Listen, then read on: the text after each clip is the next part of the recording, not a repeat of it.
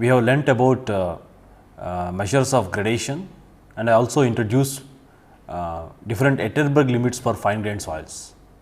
Like we studied about the measure of gradation, practical significance and application of GSTs, and we also discussed about the different physical states of fine grained soils like solid state, liquid state and plastic state, and we have defined different Atterberg limits at the interfaces between the different physical states, and we also discussed about their definitions of these Atterberg limits.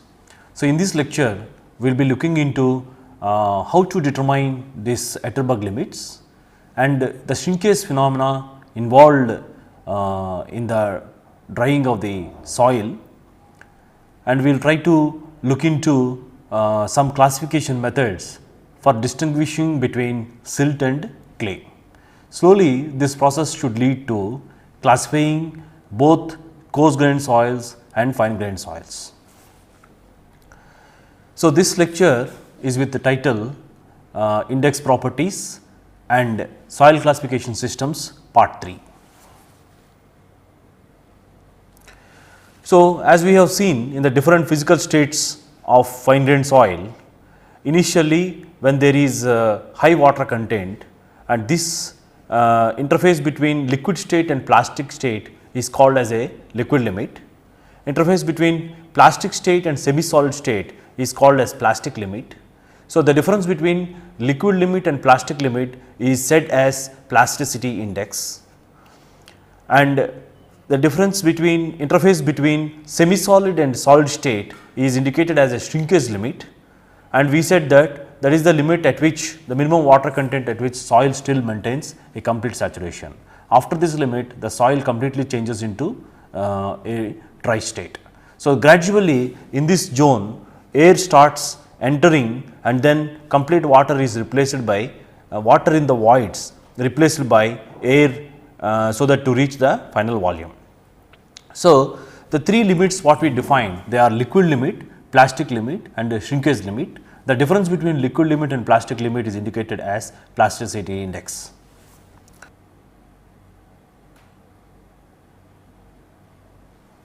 As we have discussed, let us look once again about the different physical states of the fine grained soils. If the water content of a clay slurry is gradually reduced by slow desiccation, that is by allowing for drying gradually, the clay passes from a liquid state through a plastic state and finally into a solid state. So, the water contents at which different clays passes from one of these states into another are very important. These water contents may be unique for a particular clay. So, water contents at these transitions can be used for identification and comparison of different clays. So, water contents at these transitions can be used for identification and comparison of different clays. So, these water contents like liquid limits, plastic limit, they are used as a comparison and identifying different types of clays. So, Atterberg limits are water contents where the soil behavior changes. We can put like Atterberg limits are water contents where the soil behavior changes from liquid state to plastic state and plastic state to semi solid state and a semi solid state into a solid state. So, let us look this soil moisture scale which is presented in this slide, where you will see at liquid limit the soil is having most of the voids filled with water, and which is having water many times the volume of these solids. So, the state above this particular line, that is this limiting line, is called liquid limit and the state is called liquid state. The consistency is said to be very, very soft, and at liquid limit the soil is said to have a soft consistency, and it is said to have a degree of saturation of about 100%. At plastic limit, that is interface between plastic to semi solid, the soil is said to have very stiff consistency at plastic limit. During the plastic in the plastic state, particularly from very stiff to stiff nature, the most of the natural soil deposits exist. That is, in this region most of the natural soil deposits do exist in the practice. Even at this particular water content, that is the plastic limit, the soil still maintains a 100% degree of saturation. From plastic limit to next limit is the one which we have introduced as shrinkage limit, which is the interface between semi solid to solid state, where the air starts replacing the water in the voids, and because of the gradual evaporation process, the soils tends to become extremely stiff at this particular state, and still this is the minimum water content in which the soil still maintains 100% degree of saturation. Above this, after this, once the soil is allowed to dry completely, air replaces the water in the voids between the solid grain particles. So, this is called a air dry, where the soil is in hard or very hard state. And from air dry to oven dry, for example, if you allow the soil block to dry, then it is the whatever the hygroscopic moisture content which is there, that actually will be lost. So, below this point, below this shrinkage limit, the soil is no longer completely saturated. So, once it reaches the shrinkage limit, the partial saturation will try to come into picture by losing the complete saturation. So, here you see the block which is with complete more amount of water is again now become like a solid block, where the grains are pushed together, and to see that the soil grains are placed very close or tightly packed with minimum void ratio. So, having seen this and discussed about a shrinking nature of the soil, let us try to look the shrinkage phenomena. So, we have discussed that at shrinkage limit the soil still maintains 100% saturation. Suppose let us consider a grains, these are the grains which are shown here, a cross section idealized section through the soil. Assume that these are the grains, and these are the different water surfaces which are shown with the different stages 1, 2, 3, 4, 5, where here when the soil changes from semi solid to solid state in this curvilinear zone, the water gradually gets replaced with the air. So, let us assume that, imagine a compressible soil consisting of tiny grains, that means as small grains as possible with the capillary pore space between the grains. Let us assume that the menisci radius varies from R1 to R5, where R1, R2, R3, R4, R5 are the radius of the different meniscus which are forming during the course of evaporation. Assume that R1 is greater than R2, R2 is greater than R3, R3 is greater than R4, R4 is greater than R5. As you go with continuous process of drying, it undergoes the radius of menisci continuously changes and radius increases. So, let us when you look into this, if you look that gradual process, that water surface which was there at 1 transforms to 2, 3, 4, 5. Let us try to look into the mechanics behind this particular shrinkage phenomena. If you look, when the pore spaces are completely filled with water, there is a free water on the surface of the soil, the meniscus is plane surface and the tension in the water is said to be 0. That means that this is that meniscus surface what we are discussing, that is the tension in the water is 0 and it maintains the free surface. Now, as the evaporation removes water from the surface, a meniscus begins to form in each of the pores at the surface and with a resulting tension in the water. So, as the evaporation removes water from the surface, a meniscus begins to form in each of the pores at the surface with a resulting tension in the water. So, surrounding the grains, the meniscus starts forming. At some time after evaporation has started, the menisci would have reduced to some position, say 2. That is, we are discussing about at this stage, say the menisci has come up to the position 2 here. So, at this stage the tension in the water is said to be 2 times Ts divided by R2. Ts is the surface tension of water, R2 is the radius of meniscus at that particular stage. So, soil is compressed by stress equivalent to 2 Ts by R2. Let us look this with a detailed figure between the two grains, how this force acts to compress the soil grains. So, consider here that the same surface tension of water which is acted here with a radius of meniscus R2 here. So, tension in the water Tw can be estimated by equating the tensile force in water to the vertical component of the surface tension force. Let us assume that the water is clean. So, by assuming that water is clean, the tension in the water can be calculated. Tw is equal to 2 Ts by R2. So, if you see here, as R2 increases, R2 the radius it gets decreases, that is it is becoming sharper and sharper, the tension in the water keeps on increasing. So, as R2 decreases, Tw, the tension in the water keeps on decreasing. That is what actually happens as the soil starts drying, the water surface or water menisci starts changing from position from 1 to 2 to 2 to 3 with increasing with decreasing radius. So, as the further evaporation occurs, the fully developed meniscus in the largest pore reduces to a small diameter. So, as the further evaporation occurs, the fully developed meniscus in the largest pore recedes to a small diameter. So, produces increased sigma dash and causes further shrinkage. So, with this stress which is acting between the grains, this acts like a compressive stress and which pushes the grains together. So, the grains will get compressed to maximum extent whatever they can to reach the minimum weld ratio, and then soil tries to transform into a very dense packing state.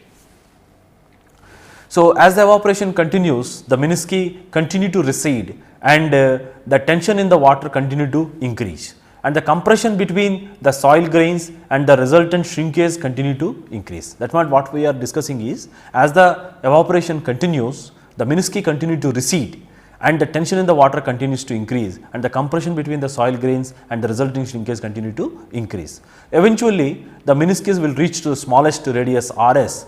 By the time the menisci reduce to least possible radius of meniscus, and the pores in the soil will not be there to compress. That means that most of the pores which are there in the soil will get already compressed because of the these interactive forces at the grain to grain level. So, hence the shrinkage phenomena occurs. So, what we have seen here in this is that as the evaporation process continues, the radius of the menisci continues to decrease, and where it reaches, once it reaches the 5 is such a way that the intergranular force is very high, where the grains were pushed closer such a way that the soil undergoes a shrinkage phenomena. So, having seen the shrinkage phenomena, now we will go into this determination of these methods once this plasticity index is defined. The plasticity index is nothing but a difference between liquid limit and plastic limit. This measure the range of water contents over which a given soil can pull water into its macrostructure, assimilate it and still act like a solid. So, this measures the range of water contents over which a given soil can pull water into its macrostructure, assimilate it and still act like a solid. So, clay soils with high specific surface areas and charged particles like this will be able to hold a large amount of water between particles due to their charge field and polar nature of water particles. So, clay soils with high specific areas, they tend to exhibit very high plasticity indices.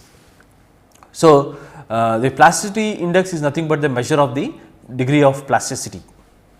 So, clay soils with high specific surface area and charged surfaces are able to bind and assimilate water molecules, and the overall soil will still behave as a plastic solid. Such soils will have high plasticity indices.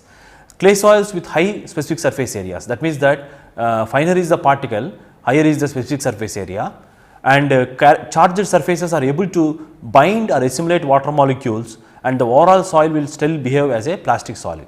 Soils with comparatively lower specific surface areas like sandy grains will not be able to bind or assimilate water molecules, and they will have much smaller or plasticity values. That means that the soils with like silt size or sandy silts will not exhibit any plasticity, higher plasticity, because with comparatively lower specific surface area, they will not be able to bind or assimilate the water molecules to the grains. So, because of this phenomena, they will have a smaller plasticity indices values. So, while designing a earthen fill for particular construction, may say for example, for embankment construction also, this deciding about the plasticity index value is very important. One classifies the plasticity index soil, one classifies the soil based on the plasticity index value. Suppose if the value of the plasticity index is say 0, basically it happens for sandy soils, then it is said that it is non-plastic in nature. So, if the plasticity index is 0, then it is said to be as non-plastic in nature. If the plasticity value is say less than 7, the soil is said to be low plastic. For some type of construction like earthen fill materials and all, low plastic soils are recommended, because easy to compact this particular type of soils. So, plasticity index range between 7 to 17, they are said to be classified as medium plastic soil, and greater than 17 said to be very highly plastic soil. So, greater than 17, the plasticity index, if you have got a plasticity index value which is higher than more than 17, it indicates a very soil with very high plasticity. So, having seen and defined different Atterberg limits at the interfaces of the different physical states, now it is time for us to look for how to determine these different Atterberg limits, like liquid limits and plastic limit and shrinkage limit of the given soil. Before, let us look the determination methodology for liquid limit. The liquid limit is basically determined in the laboratory by using two widely accepted methods. One is Casagrande's cup method. It is also called Casagrande method. This is actually postulated after Arthur Casagrande. The other one is the cone Penetrometer method. So, both these methods are widely used. Out of this, Casagrande's liquid limit method is popular. So, here in this the Casagrande's method runs like this: the laboratory determination of the liquid limit by using Casagrande's method. So, here a soil passing through 750 micron, soil passing through 200 number sieve or 75 micron, soil passing through 75 micron or 200 number sieve has to be taken in a dry state, and it is placed in a with certain water content in the Casagrande's cup. The Casagrande's cup has got a radius of 54 mm, and it is attached to a crank mechanism, and it is placed on a hard rubber base. It is called MacArthur rubber base. The soil mass is formed like this with certain water content, and in this by using Casagrande's tool and or ASTM standard tool, a groove of 2 mm is required to be make like this. So, the groove of the 2 mm can be made by using Casagrande's tool, which has got a 2 mm dent at the bottom of the tool, and or ASTM tool which has got similar arrangement, which will give a 2 mm groove at the in the middle of the sample, and which is placed and rotated in this direction, which is shown here at the rate of 2 revolutions per second gradually. So, these are standardized by considering different methodologies. This particular methodology has been standardized by conducting number of experimentals, and this is widely accepted a standard method, where this particular cup is subjected to tamping at with a distance of around 10 mm to induce a movement in the particularly soil which is actually separated with this 2 mm groove. So, the number of blows which are required to close 13 mm of this particular portion of the soil is measured in this along the total length of the groove. So, it is required to be noted the number of blows which are required to close 13 mm length or half inch length of the groove and corresponding water content if you know. So, we will get a water content at which this so many number of blows are required to close 13 mm length of the groove. Based on that, by repeating this particular exercise for with increasing water contents, one finds variation of water content with the number of blows. So, the number of blows required to close the two soil halves over a distance of 13 mm is recorded and the water content of the soil is determined. So, the test is repeated several times, that is what it is being discussed. The test is required to be repeated at different water contents and the number of blows which are required to close this 13 mm groove is required to be measured. Each time the change in the water content of the sample is required to be noted. A graph of the water content versus the number of blows is plotted. So, let us look how the graph looks like. The water content which is plotted on the y axis and number of blows which are required is plotted on the x axis. These are the number of points which we got for the soil which has been tested with the number of water contents. So, generally is tested with from dry state to with higher water content.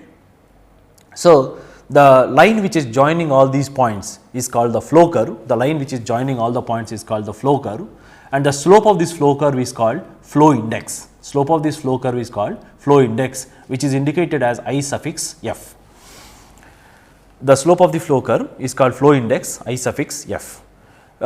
This flow index is nothing but it indicates the rate at which the soil loses shearing resistance with an increase in the water content. It indicates the rate at which the soil loses its shearing resistance with an increase in the water content. Now, if you plot number of points on this and because number of blows can be 1, 10, 100, 1000. So, this is actually plotted on the logarithmic scale here. So, here if you consider 2 points on this axis like W1 and N1, W1 is the water content, at N1 is the number of blows and W is the water content at N number of blows. The equation for the flow curve is written like W minus W1 minus IF log of N by N1. So, W minus W1 is equal to minus IF by log of N by N1. So, the slope of this curve is nothing but W minus W1 divided by log of N by N1. So, here the water content correspond to 25 number of blows is referred as a liquid limit. The water content correspond to 25 number of blows is referred as liquid limit. The water content correspond to 25 number of blows is referred as liquid limit. This is actually has been fixed by based on number of correlations on different clays and which has been standardized to determine liquid limit. So, one tends to do approx minimum 3 values on the higher side and 3 values on the right hand side of this particular 25 number of blows, 3 values minimum on the less than 25 number of blows to generate a flow curve for particular soil and determine the flow index and liquid limit of a given amount of soil, liquid limit of a given soil. So, second method is a cone penetrometer method.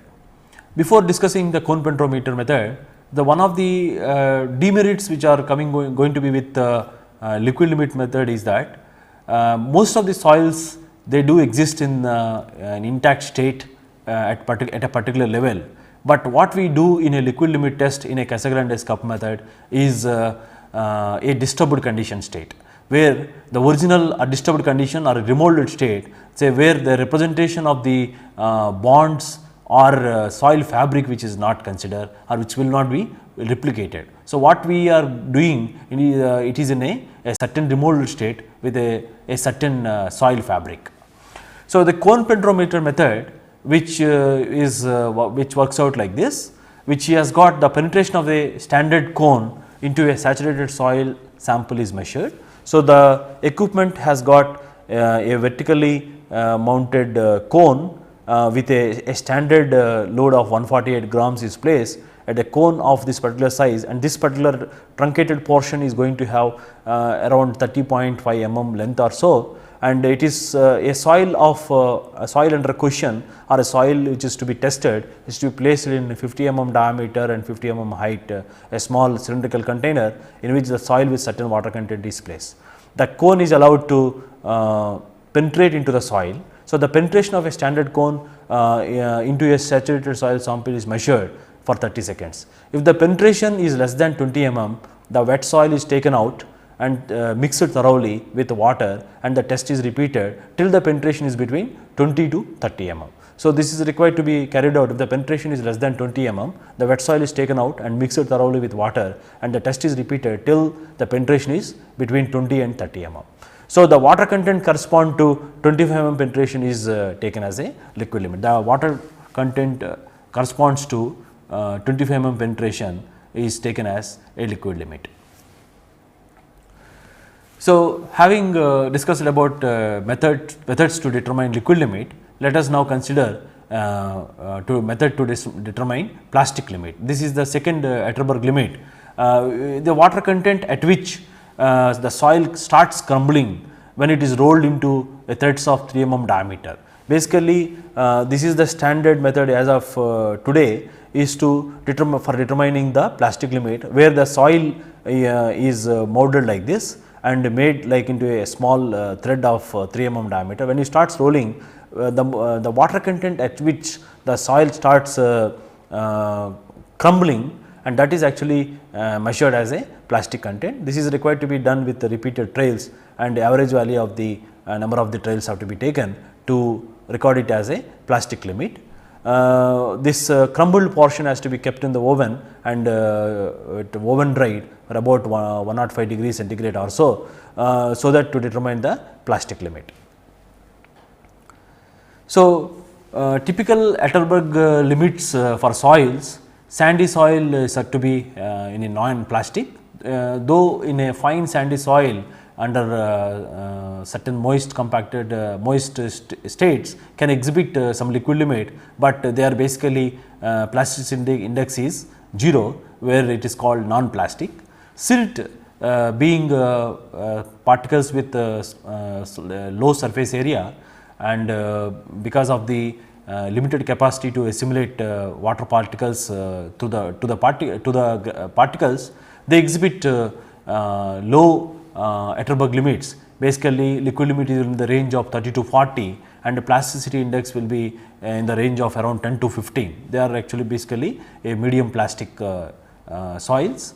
Clays which will exhibit from 40 to 150, and plasticity index up to 15 to 100. So, clays can be with the clays which are possessing very high plasticity index values, they are called fat clays, and the clays which are possessing low plasticity index values, they are called lean clays. A fat clay and lean clay, this is actually terminology which is used generally in the practice. Soils possessing large values of liquid limit and plasticity index are said to be highly plastic or fat clays. Those with low liquid limit and plasticity index are called lean or slightly plastic soils. And depending upon the type of the mineral and adsorbed cation, soil can have liquid limit changes. So, that is what it is being shown here in this particular table, Atterberg limit values of clay minerals with various adsorbed cations. If you see here a different adsorbed cation, here a Na plus, K plus, calcium 2 plus and Mg2 plus. So, because with higher replacing power, what happens is that there will be a thinning of the adsorbed layer occurs. Because of that, the liquid limit and plastic limit decreases. For example, sodium based montmorillonite clay can have a liquid limit of 344% and plasticity index of around 251%.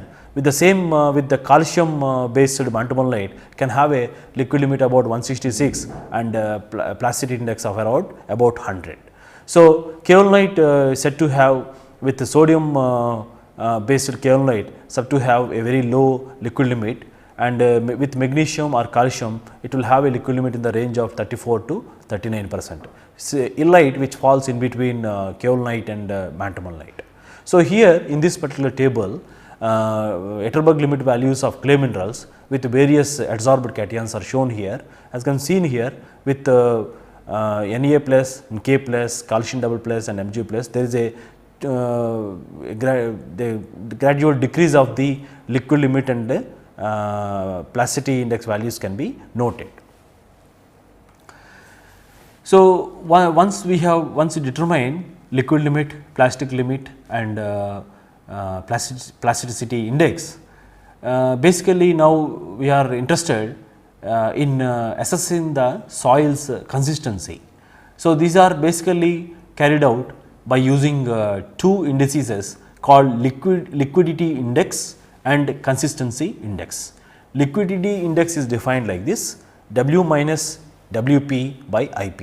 W is nothing but the water content in its natural state, Wp is the plastic limit of a given soil and Ip is the plasticity index.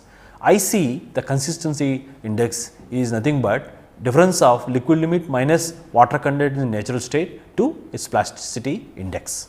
So, if you consider here in this line, along this line, this is the solid state, that is between shrinkage limit to 0 water content, and a semi solid state, that is from plastic limit to shrinkage limit, and the plastic state between liquid limit to plastic limit. Above this is a liquid state. So, in the solid state, the liquidity index value is said to be less than 0. Contrary to this, in the solid state, the consistency index will be greater than 1, because Ic is equal to Wl minus W by Ip. So, because of this, the Ic is greater than 1. In each and every state, if you compare, Ic plus Il is said to be equivalent to unity.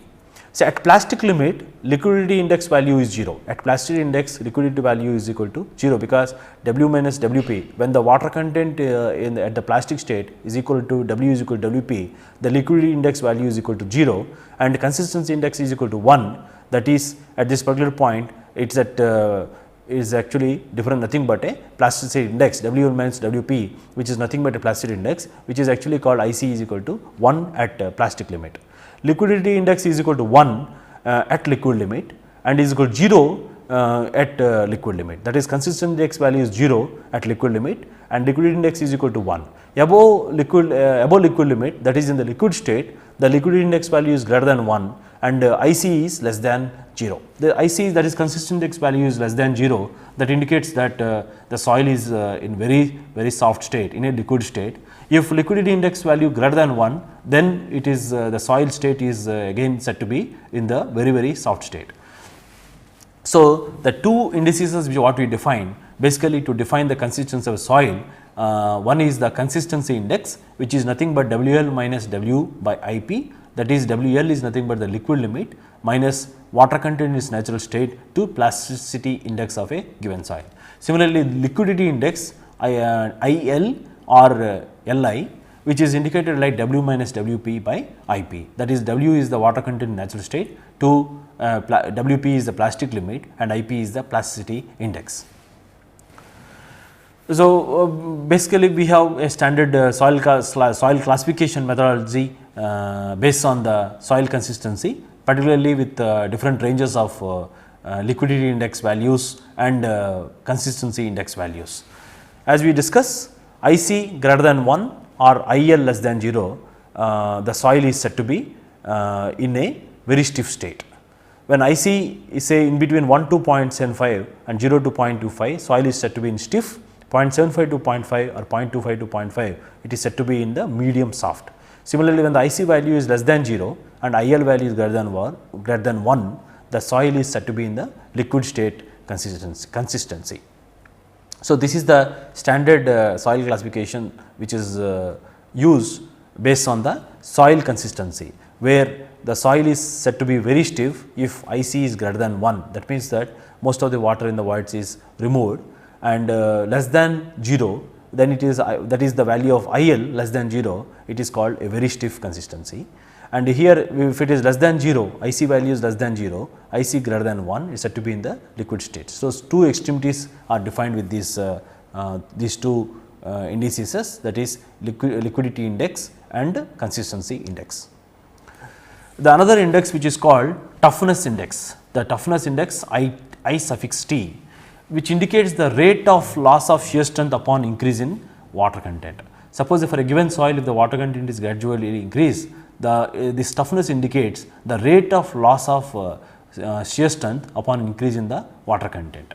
So, with the assumption that the flow line is a straight line between liquid limit and plastic limit, the flow line is assumed to be linear between liquid limit and plastic limit, and the shearing resistance is proportional to number of blows. So, the shearing resistance is proportional to number of blows.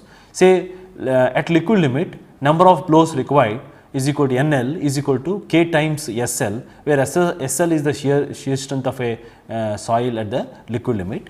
So, NL is equal to KSL, where K is a constant.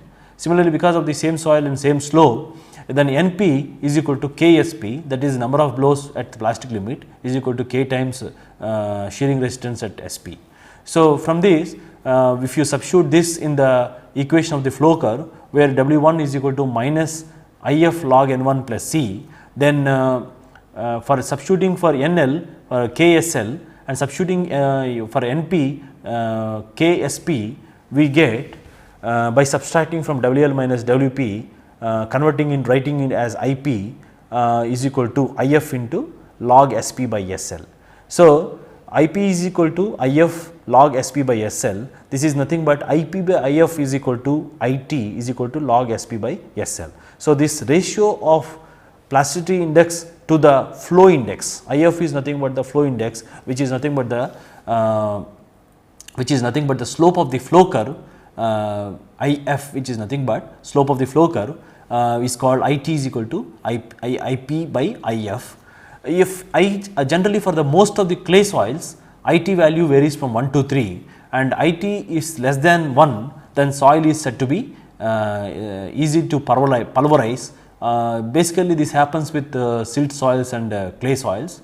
Silt soil is easy to pulverize or break, where clay soil is very difficult to break, because the toughness index value will be greater than 1. So, having seen different methods for determining liquid limit and plastic limit, once we know the liquid limit and plastic limit, we will be able to estimate the plasticity index, and then so that we will be able to assess the soil's plasticity. Then one more when the soil is transforming from semi-solid to solid state, one more interface limiting water content we termed as shrinkage limit, and the methodology which is required to determine shrinkage limit is like this. For example, if you consider a original soil part with solids and water, and which is at a very high water content here, when this particular soil pad is allowed to dry, the water which is evaporated is nothing but V1 minus V2. This V1 minus V2 is the amount of water which is evaporated, and then which transforms into a dry state once it is allowed to dry. So, this is the soil part at the shrinkage limit, and this is the soil part in the dry state. So, let us look the methodologies for arriving at shrinkage limit. Once if you know the specific gravity of the soil, or if you are not knowing the specific gravity of soil, then what is the methodology which is available for determining the shrinkage limit. So, there are two approaches are there, once with by knowing the specific gravity or without knowing the specific gravity. So, consider a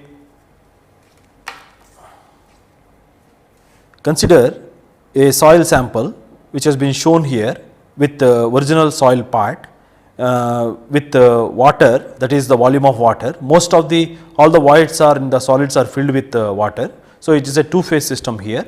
Ws is the weight of the solids, and W1 is the initial weight of the soil part, and V1 is the initial volume of the soil part. Once it is allowed to drying, soil part at the shrinkage limit is nothing but V2 is the volume, and Ws is the solids again. The weight of the water which is remaining after at the shrinkage limit, and W2 is the wet weight of the soil part at shrinkage limit, and V2 is the volume at the shrinkage limit state. So, V1 minus V2 is the volume of the water which is lost during the process of evaporation. Now, the weight of water can be determined is nothing but difference of W1 minus Ws, that is weight of soil mass minus this, that is that much weight of water, minus this volume which has been volume of water which has been the W1 minus Ws is nothing but this plus this minus whatever the water which has been which evaporated, that is V1 minus V2 into gamma W. This much weight of water has been evaporated, and once the soil part is allowed to dry because of the phenomena whatever we have discussed, there will not be any volume change. So, the V2 is equal to Vd. Here from this process to this process, the water gradually replaces the air gradually replaces the water.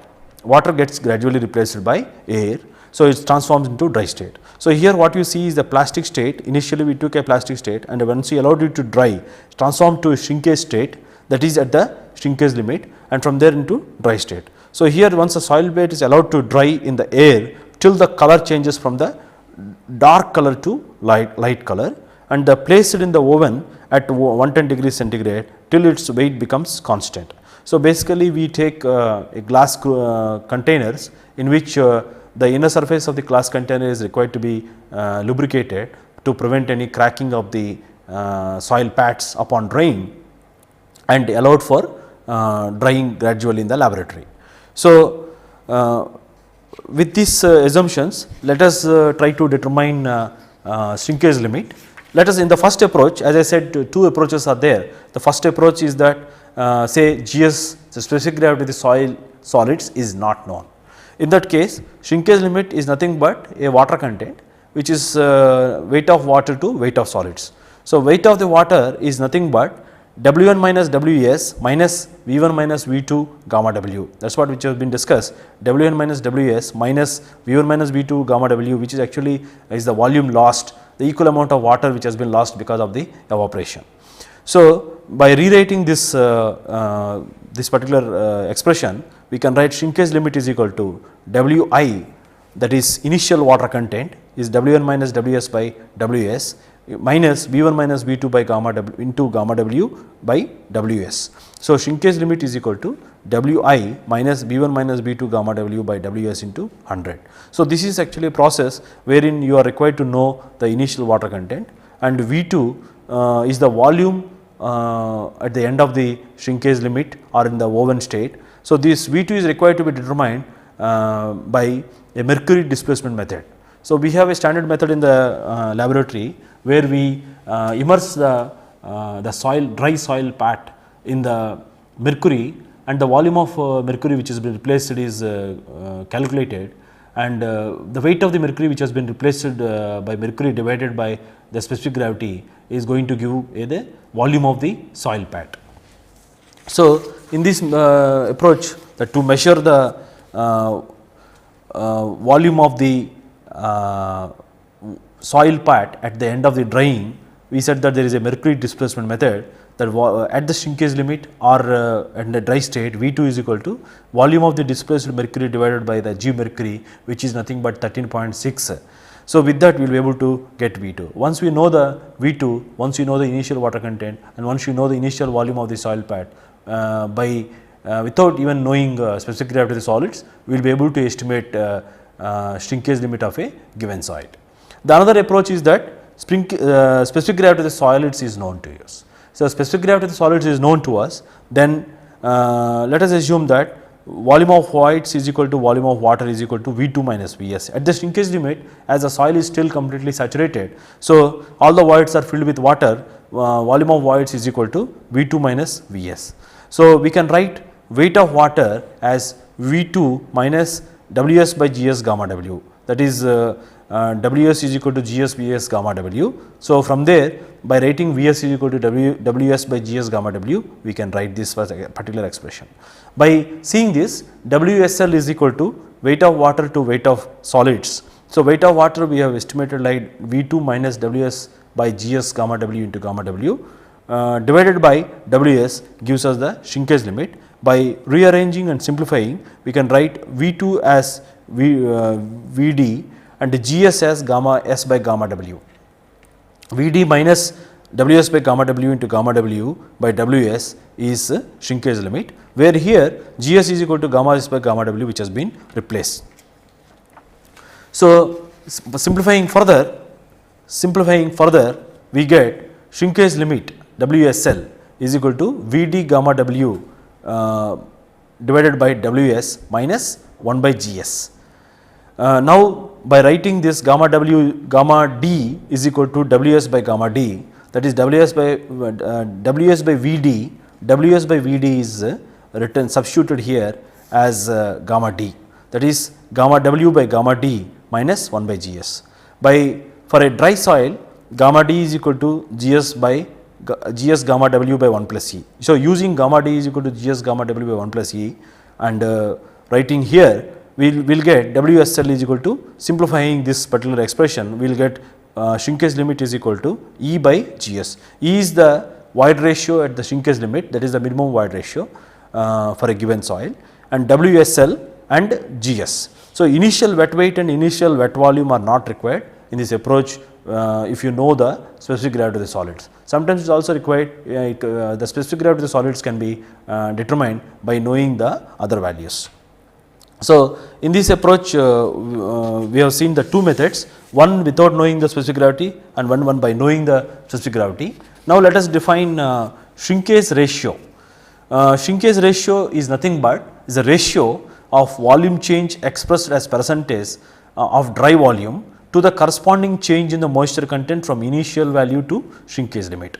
So, shrinkage ratio, which is defined as a ratio expressed as percentage of dry volume to the corresponding change in the moisture content from initial value to shrinkage limit. So, shrinkage ratio R, which is indicated by R, is equal to V1 minus V2 by V2 into 100 divided by Wi minus WSL. So, but Wi minus WSL can be written as V1 minus V2 gamma W by Ws, which is the Wi minus WSL is nothing but amount of water evaporated from the plastic state to shrinkage state. So, simplifying further, we can write shrinkage ratio as R is equal to V1 minus V2 by V2 into Ws by V1 minus V2 gamma W. Simplifying further, by cancelling V1 minus V2, we get Ws by V2 gamma W. So, this again simplifies like by writing Ws by V2, that is nothing but dry unit weight of soil mass, Ws by Vd, the volume of the soil mass with solids and air, gamma D by gamma W, which is nothing but Rw is equal to Gm dry, that is nothing but mass specific gravity of a given soil mass in dry state. So, the shrinkage ratio is equal to mass specific gravity of the given soil mass in dry state. So, substituting in the previous expression whatever we have derived, WSL is equal to gamma W by gamma D minus 1 by Gs, which we can get 1 by R is equal to 1 by WSL is equal to 1 by R minus 1 by Gs. So, this is the expression what we derived. So, Gs is can be determined by back calculating from the shrinkage ratio and shrinkage limit. So, by knowing the shrinkage limit and shrinkage ratio, we will be able to cross check what is the specific gravity of the solids. So, this is actually the procedure for determining the shrinkage limit. So, having seen, now there is one more very important parameter is called activity number. Activity number is nothing but plasticity index, ratio of plasticity index to percentage clay fraction. So, activity number which basically is used to define the swelling potential of the clays basically for fine grained soils. The Skempton considers the change in the volume of the clay during shrinking or swelling is a function of plasticity index and amount of finer clay size particles, that is amount of the clay particle sizes finer than that is less than 2 micron size. 2 micron size, that is amount of the finer particles finer than 2 micron size. So, if you see the clay minerals and activity ratio is less than 0.38 for kaolite and in between greater than 0.38 and 0.9 for illite and greater than 2.45 for montmorillite or BC soils, that is black cotton soils. Montmorillite based soils liable to have very high activity ratio. So, this once the activity number is determined, we will be able to estimate the swelling potential of the particular clays, whether the clay is whether to identify this particular soil is having the swelling nature or not. This activity number can be ascertained. So, this is actually basically obtained by the percentage clay fraction finer than 2 micron, and by knowing the plasticity index. The activity number, which is defined as a ratio of plasticity index to percentage clay fraction, which is finer than 2 micron. So, this particular graph here shows a graph which is shown here is clay fraction, which is plotted as less than 0.002 mm, which is expressed in percentage, which is shown here on x axis, plasticity index graph which is shown on the y axis. So, here if you see the kaolinite is exhibiting value of 0.38 and illite in between this 0.38 and 0.9. So, this is actually the illite line, and somewhere here the montmorillonite, which is actually having very high activity number, which is 7.2. that is what we have discussed, that montmorillonite clays are more prone for swelling or a shrinkage or swelling in nature. So, if there are different slopes which are dictated, if the soils fall in this range, then they are said to be inactive, and between 0.75 to 1.25, or if they are more than 1.25, then it is actually said that the soil is above 2.45 is said to be very active in the sense that the particular soil is prone for higher degree of swelling. So, having seen different methods about determination of the liquid limit and plastic limit and shrinkage limit, now and having also studied about the different methods which are available for determining the size of the soils, now it is time for us to classify the soil basically by knowing different particle size distributions of coarse grain soils, as well as some information about on the physical states of the fine grained soils. With that, we will be able to classify these soils. So, basically this classification methodology is to group the particular soils which are having identical properties, so that for an engineer it is once this particular group is known, so it is easy to identify and to get a first hand information about the soil behavior.